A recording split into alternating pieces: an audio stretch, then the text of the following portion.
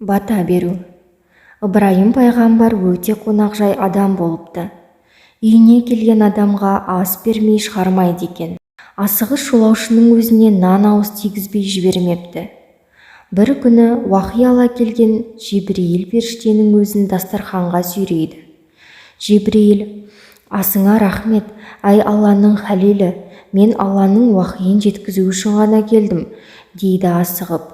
Ыбырайым: «Уахиды артынан айта жатарсың, әуелі адал дастарханнан дәм тат, маған серік бол», дейді.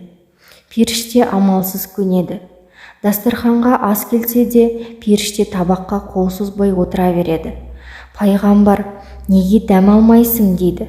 Жебірейіл: «Мен періштемін, бұл дүниенің тамағын ішпеймін. Себебі бұл дүниенің өз тәртібі бар.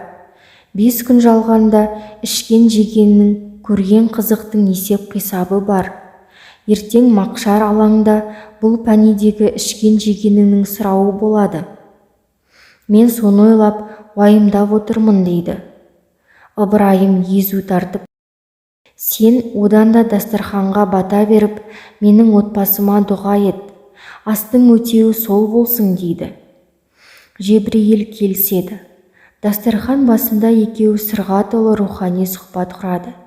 Періште Ыбырайымның ықылас пейіліне риза болып, астан соң дастарханға бата жасап дұға етеді.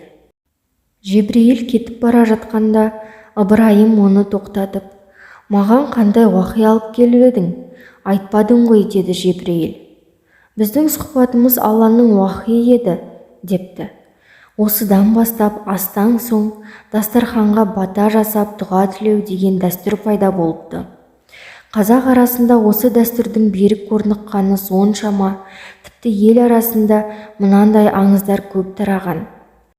Кейбір әулие қарттар айналасында отырған адамдардың түгел ас ішіп болуын күтетін болған.